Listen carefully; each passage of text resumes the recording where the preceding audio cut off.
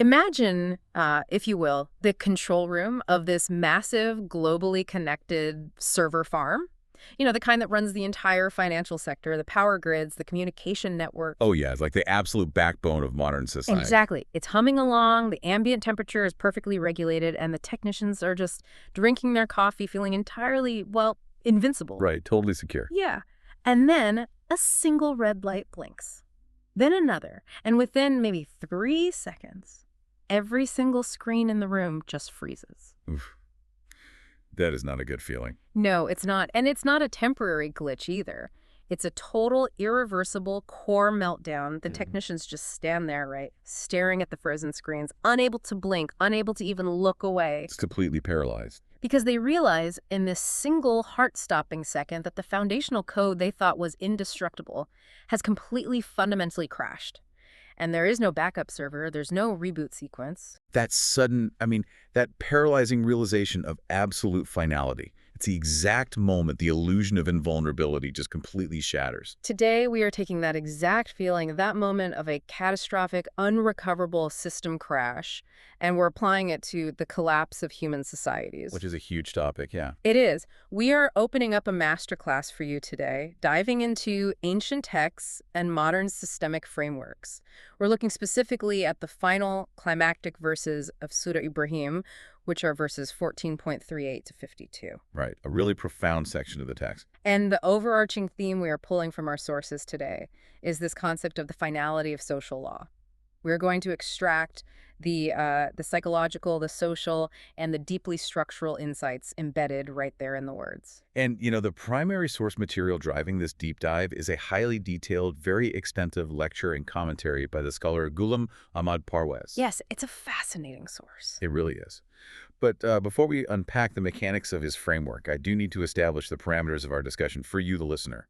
Always important to set the stage. Exactly. Because the text we're analyzing inherently deals with religious themes, social structures, and highly charged political concepts, right? Things like governance, justice, and societal collapse. Which can get controversial very quickly. Right, exactly. So I want to be perfectly clear. Our exploration today is purely analytical. We are not taking political sides. We are not taking religious sides. Yeah, we're just looking at the text. We are not endorsing the specific theology or the political viewpoints presented in the content.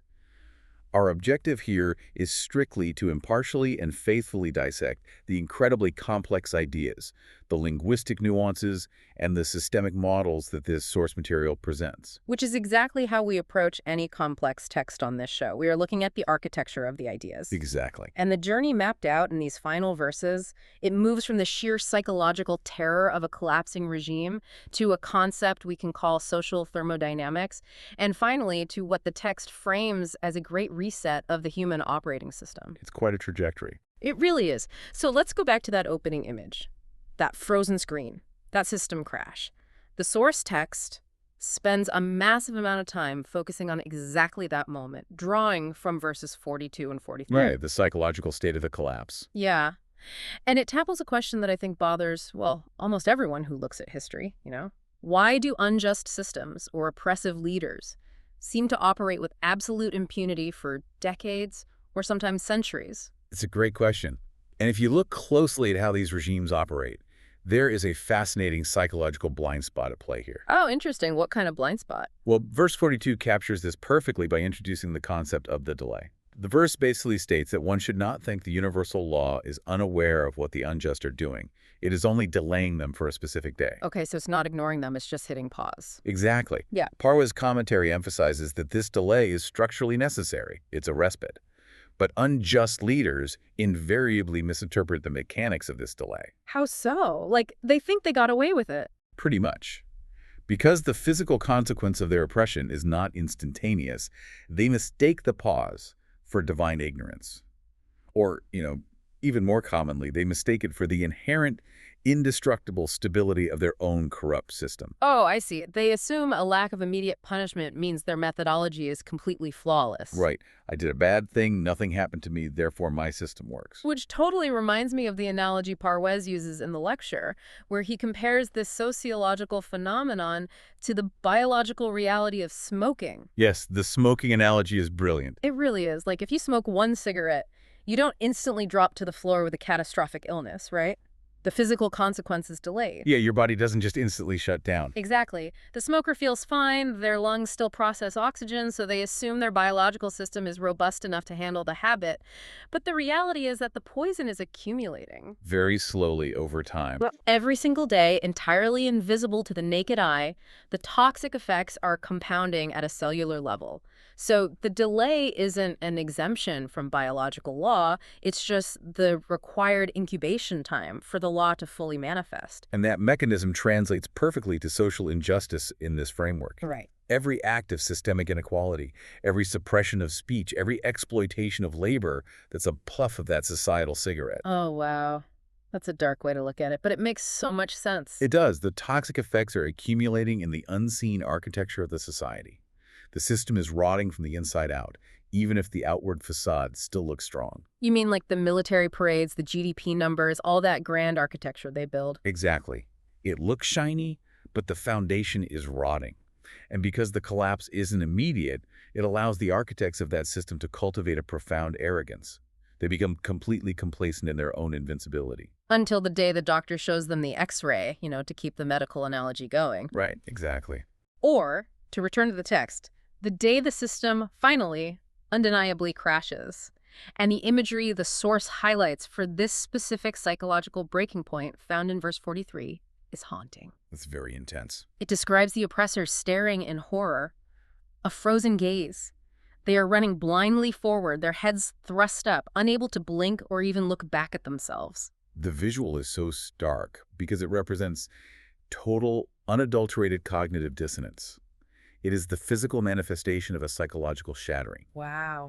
And the text focuses heavily on the phrase that their hearts become void. Void. Which, that feels much deeper than just being afraid. When I hear void heart, I don't picture someone who is just scared of losing an election or an advancing army. No, it's way past that kind of fear. I picture that massive tech failure we talked about. I picture a leadership class realizing their entire foundational logic, the actual code they use to build their reality, has completely dissolved. Yes. According to the commentary, the void represents a total emptying out of the self. An emptying out. Yeah.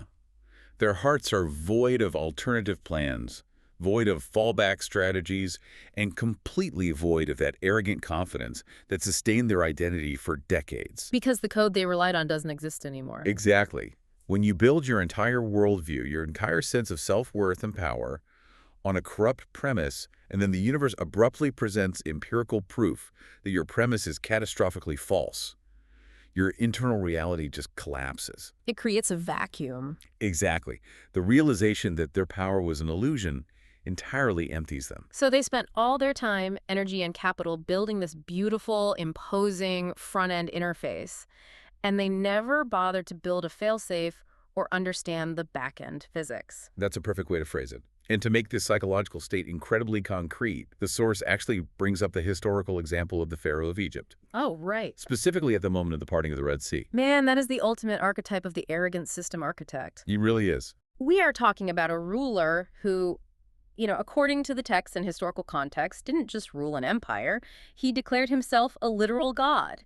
His word was the absolute unquestionable physics of his society. And the commentary analyzes his final moments to perfectly illustrate this concept of the void. What happens when the sea comes down? Right, when the sea starts crashing down around him, when his chariots, which were the absolute pinnacle of ancient military technology and the basis of his coercive power, when they're stuck in the mud and failing, Pharaoh suddenly declares that he believes in the God of Moses. Oh, the irony. He proclaims faith while he is literally drowning. Exactly. He tries to pivot. He tries to run a quick software update on his ideology while the server room is underwater. That's exactly what he's doing. But the text makes a really crucial psychological distinction here. Parwez argues that this sudden submission was not a genuine change of heart. Right, he didn't suddenly see the light. No, it was not an intellectual awakening or some realization of objective truth. It was the sheer animal panic of a crashed system. That makes total sense. The fear of imminent death does not equate to a shift in ideology. It was just a desperate transactional attempt to find a loophole when the law finally caught up with him. Like trying to negotiate with gravity after you jump off a cliff? Precisely. The universal law, the text points out, does not accept that kind of panic-induced submission, because it doesn't represent a change in the internal code of the person, right? It only represents a desire to avoid the consequence. So the fear of the consequence is not the same as recognizing the crime. Not at all. You can't just flip a switch when the x-ray comes back and pretend the decades of accumulating poison never happened. It suggests that if the foundational code of a society is corrupt, the crash isn't just a possibility. It is an absolute mathematical inevitability. Which brings us to the underlying mechanics of how this inevitability actually functions. Like, how are these societal errors being tracked if the consequences are delayed for so long? And that is the core question for anyone trying to understand this framework, isn't it? If we know a system crash is coming, we need to understand the back-end architecture. How is this universal justice calculated? Right, because our modern minds have a very specific bias here. Yeah, because when we talk about ancient texts, justice, and ledgers, the modern mind immediately jumps to a very specific, almost cartoonish image. And the source material actively works to deconstruct that exact image. It focuses on verse 51, which uses the phrase Suri al-Hisab. In Arabic, this translates to, Allah is swift in account. Swift in account, which usually evokes the image of a traditional cosmic courtroom, right? Like way up in the clouds, at the end of time, there is a judge with a massive ledger waiting to bang a gavel. Yes, the big trial in the sky. Yeah. And the trial might be swift once it starts, but it is fundamentally delayed by thousands of years until some apocalyptic future date. Is that the framework Parwez is using? He firmly and explicitly corrects that misconception. Parwez's commentary argues that interpreting this as a delayed sky court is a fundamental misunderstanding of the concept of hisab, or account, within the Quranic framework. Okay, so if it's not a sky court, what is it? He argues that swift in account actually refers to real-time processing. Real-time processing, like a live data feed continuously updating the state of the universe. Exactly. The argument is that the universal law does not wait for a future date to start recording the implications of human actions. Wow, okay. Every single act of injustice, every corrupt policy drafted, every instance of exploitation is a debt being written directly into the social ledger the very millisecond it occurs. The processing is instantaneous. So the action itself changes the reality right then and there. Yes. The universe, the social fabric itself, is immediately reconfigured by that action. That completely flips the nature of the delay we discussed earlier. It means the delay isn't a lag in the recording of the crime, it's just a lag in the billing cycle. That is a brilliant way to put it. The invoice is being generated and compounding interest in real time, even if it hasn't been mailed out yet. And the text provides compelling evidence for this real-time ledger by drawing on verse 45. This verse points out a profound physical, historical irony. Oh, what kind of irony? It points out that these unjust leaders, the architects of these corrupt systems, literally live in the dwellings of past civilizations that collapsed. Oh. History itself acting as the physical proof of the real-time ledger. They are physically occupying the space of the receipts. The source notes that they walk through the ruins of previous empires. They build their modern palaces on top of the rubble of tyrants who came before them. Like the Romans building on the Greeks. Exactly. The past oppressors thought they were invincible too. And their ruined cities are the empirical evidence that the universal law always balances its books. Yet the current leaders walk through those very ruins and arrogantly assume that their specific power structure will be the exception. They assume their code won't crash, despite standing in the graveyard of identical systems. The ultimate hubris. The thought process is always, well, it's always, sure, the Babylonians fell, the Romans fell, but we have better technology. We have a globalized economy. We have advanced surveillance. Right. The old rules don't apply to us. It sounds incredibly relevant to how modern empires and massive corporations view themselves today. We walk past historical markers of failed systems every single day, and we never internalize that the underlying physics actually apply to us. And that modern resonance is exactly what the text highlights when analyzing verse 46. The verse notes that these leaders plotted and schemed. They didn't just sit back passively, right? They actively tried to engineer their way out of consequence. They were looking for loopholes in the universal code, trying to outsmart the real-time ledger with legal maneuvering or propaganda or economic manipulation. They used all their intelligence, their vast resources, and their political capital to avoid the inevitable. But the commentary explains a core, unyielding principle: human scheming cannot outsmart universal law. It's like trying to argue with a math equation. You cannot outmaneuver gravity through a clever public relations campaign, and you cannot outplot the thermodynamic reality of social injustice. The ledger balances itself perfectly, regardless of how clever the ruling class thinks they are. And I imagine their plotting probably makes it worse, right? In fact, their plots are instantly factored into the real-time processing. Often, the very attempts to scheme their way out by tightening control, printing more money, silencing dissent, those are the exact actions that accelerate the system crash.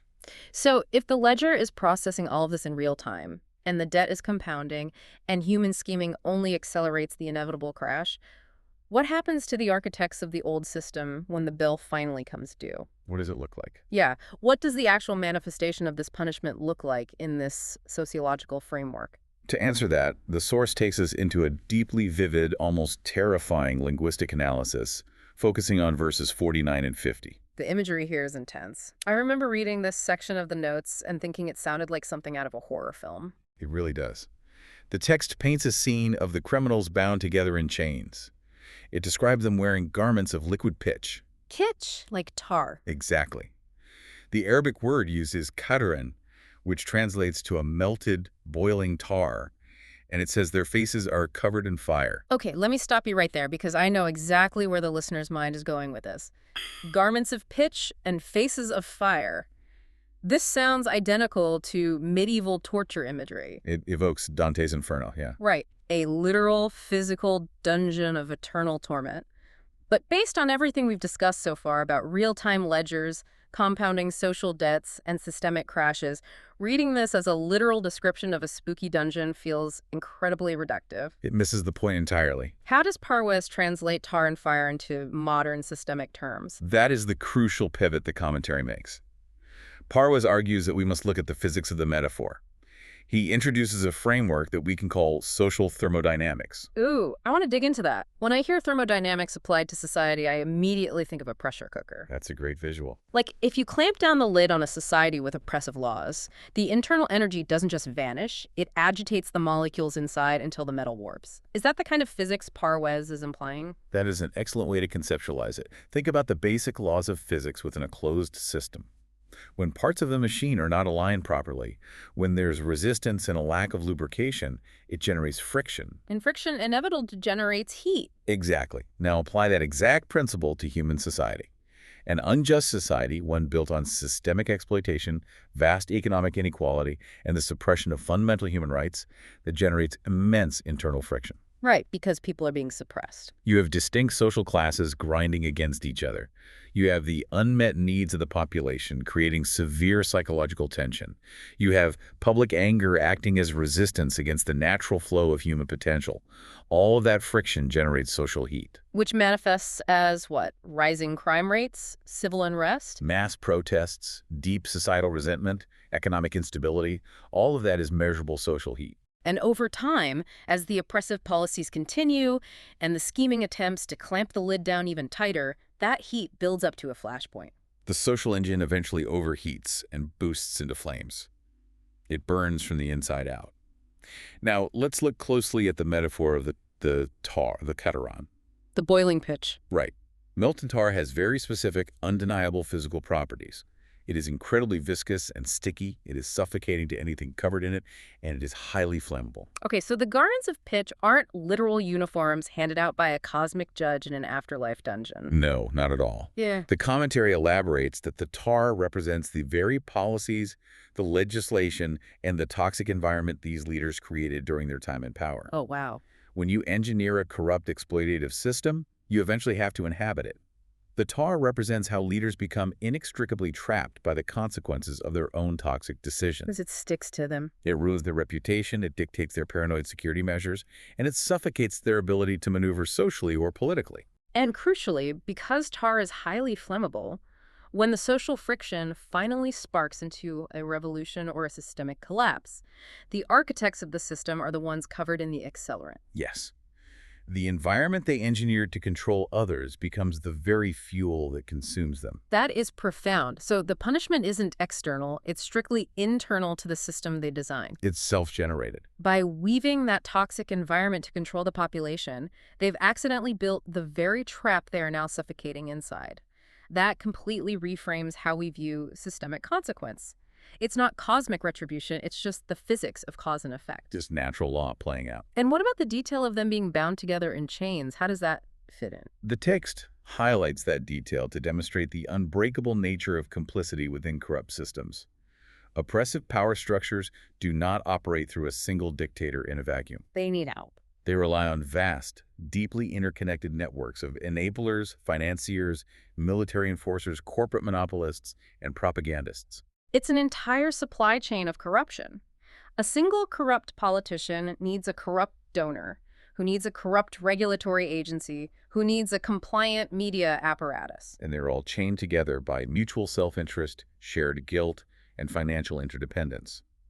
So when the social thermodynamics reach that inevitable flashpoint and the fire breaks out, the entire network falls together. Because they're tied up in the same sticky tar. Because they are bound by the intricate system they built to protect themselves, they cannot escape it individually. If one major node in the network fails or is exposed, the chains drag the rest of the network down into the fire with them. Their own interconnected actions and alliances have literally become their collective punishment. It is the ultimate manifestation of the real-time ledger balancing out across an entire social grid. Perfectly balanced. Wait, I need to pause and look at the trajectory here. We've gone from a code crash to real-time ledgers to the unbearable friction of tar and fire consuming the entire corrupt supply chain. It's a heavy sequence. It is. And if the old, corrupt system generates so much friction that it literally burns itself and its architects to the ground, what is left? Are we just left standing in a dystopian pile of ashes? Does the framework end with everything utterly destroyed? This is where the source material transitions from the mechanics of inevitable collapse to a profound vision of systemic renewal. It brings us to verse 48, which introduces what the text frames as the ultimate Great Reset. The Great Reset, it sounds a bit ominous, but in the context of burning off the tar, I assume it's meant to be hopeful. It depends entirely on which side of the old system you are deeply invested in. Verse 48 states, "The day the earth will be changed to another earth, and the heavens as well." Okay, I have to stop you there. Changing the earth and heavens. If we have spent this entire time talking about social thermodynamics, real-time ledgers, and human sociological systems, bringing in planetary destruction suddenly feels like a massive leap into literal sci-fi. It does sound like an apocalypse. How does Parwez reconcile that language without breaking his own analytical framework? He reconciles it by insisting on maintaining that exact framework. The commentary is very explicit. This is not a description of a physical astronomical apocalypse. Okay, so no meteors. No meteors. Yeah. It is not the destruction of the cosmos or the planet Earth cracking in half. Remember, the entire context of Surah Ibrahim is about social laws and human paradigms. The earth and the heavens here are powerful metaphors for the human environment and the overarching systems of authority, ideology, and governance that rule over us. So changing the earth and heavens means fundamentally wiping and replacing the human operating system. Exactly. Yeah. It marks the total, uncompromising eradication of the old world order. The old system, the one built on exploitation, the one that generated the suffocating tar and the destructive fire, is completely wiped from the servers. Just deleted. The old paradigms of power, the old economic hierarchies, the old ways of perceiving human worth, are dismantled so thoroughly that it feels to the human consciousness as though the very ground beneath your feet and the sky above your head have been entirely replaced. It is the installation of a brand new, equitable operating system for humanity. So it's not the end of the world, it's the end of their world. The world of the oppressors is rendered completely obsolete. That's it exactly. And to eliminate this complex concept of shifting realities, the expert commentary draws heavily on the work of Allama Iqbal, the highly influential philosopher and poet. What does Iqbal bring to this? Iqbal's poetry beautifully articulates this exact tension between internal and external worlds. He suggests that humanity faces a choice regarding this reset.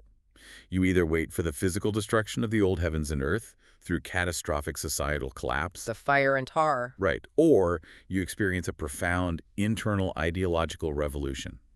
A revolution that changes how humanity operates so fundamentally that it feels like a new heaven and a new earth have been created around you. An internal revolution that physically manifests as an external reality. That's a fascinating behavioral economics concept, actually. It is, isn't it? Yeah.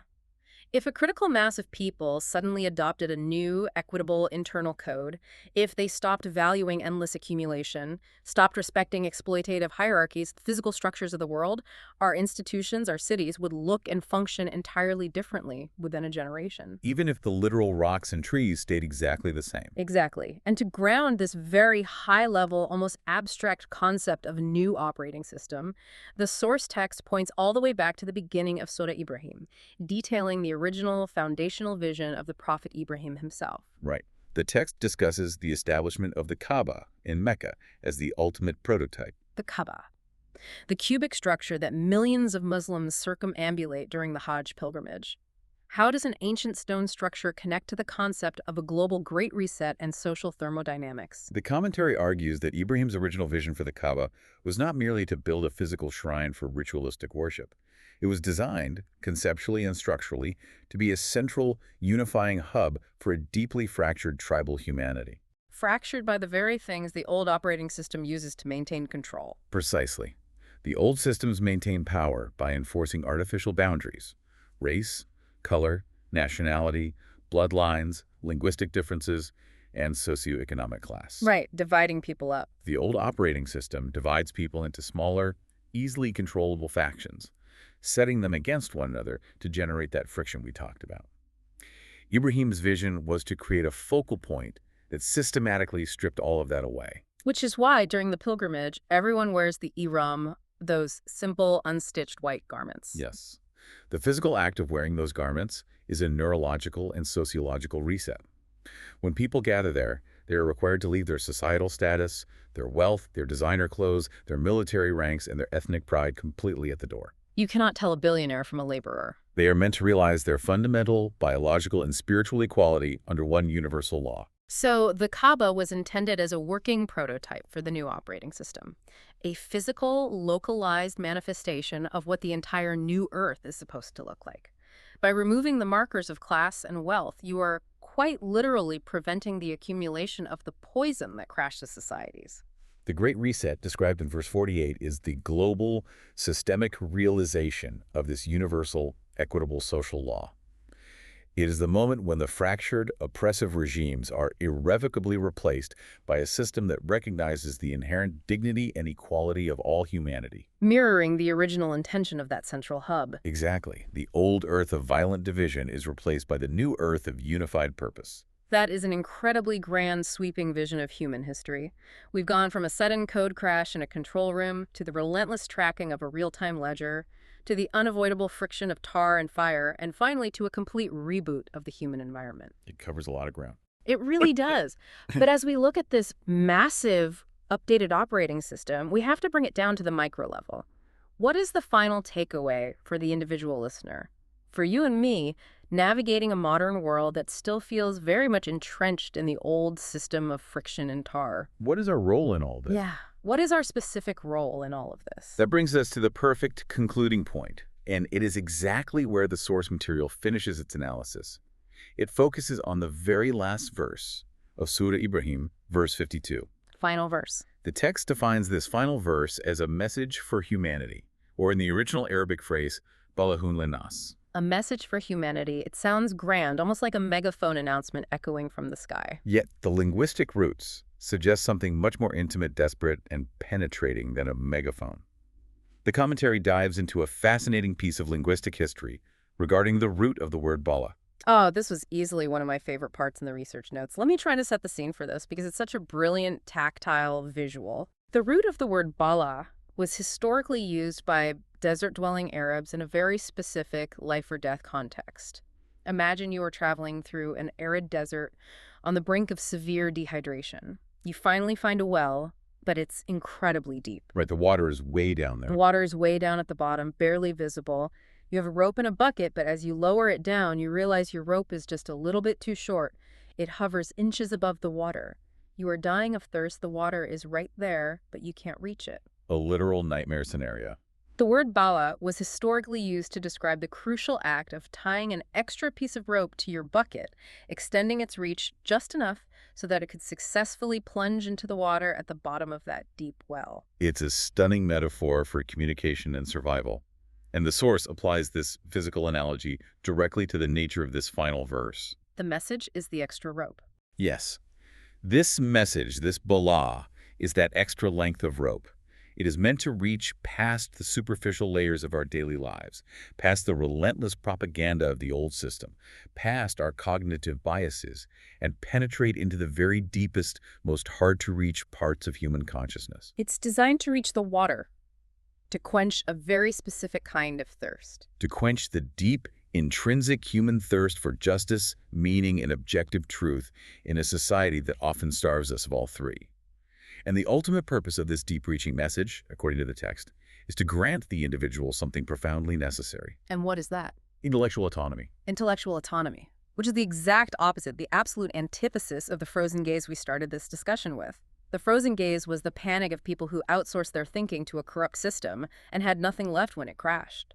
The text details that the goal of this message is to make individuals realize on a fundamental level that there is only one central power, the universal law, the objective truth. So not the rulers. Right. It is not the pharaoh, it is not the corrupt politician, it is not the CEO, and it is not the oppressive economic system.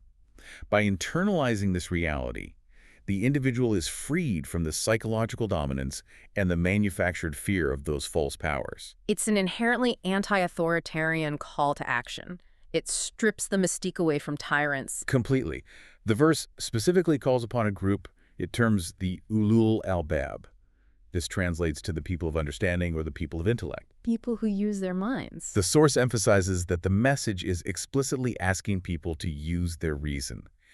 It is a demand to stop blindly following corrupt leaders, to stop accepting inherited traditions without question, and to start critically analyzing the social thermodynamics of the world around them. And if you don't? Well, intellectual autonomy is presented as the only reliable way to recognize the accumulation of the societal poison before the system inevitably crashes around you. So if we look back at the grand summary of this entire journey through Surah 14, our source points out that the chapter began with the light of reason, the call to bring humanity out of the darkness of ignorance and blind following. And it concludes here, in these final verses, with a universal verdict.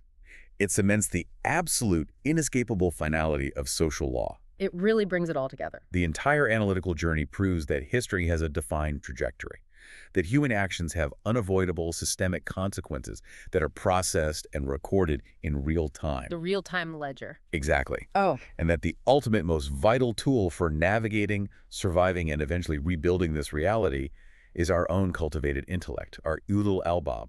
It is a heavy framework, but it is deeply, profoundly validating. It tells you that the universe is not random or chaotic. The ledger is actively being kept. The tar is accumulating around corrupt systems, even if we can't see the fire yet. It gives you a way to understand the chaos. It does, and for you, the listener, who has waded through this dense, incredible deep dive with us, this matters because it gives you a practical lens through which to view the world right now. It demands critical observation of the systems, the economies, and the technologies we participate in every single day. Which brings us to a final, entirely new thought to leave you with as we close today. We've talked extensively about real-time ledgers, compounding societal debt, and the code of human behavior. Yeah. But think about this. Today, we are literally building new non-human ledgers. We are feeding our historical data, our biases, and our societal inequalities into machine learning algorithms and artificial intelligence. We are hard-coding our current human friction into the digital systems of tomorrow. Wow, that is a scary thought. So the question we leave you to ponder is this. If the universal law processes injustice in real time, are we currently building a massive digital ledger that will inevitably crash our social code all over again? Are we programming our own garments of pitch into the algorithms of the future? A chilling but entirely necessary application of the thermodynamics we discussed today. Something to think about the next time you interact with the system that feels a little too invincible. Thank you so much for joining us for this deep dive into the mechanics of societal consequence. Keep questioning the code, keep tying that extra knot in the rope to reach the water, and whatever you do, don't let the screens freeze on you. We will see you on the next deep dive.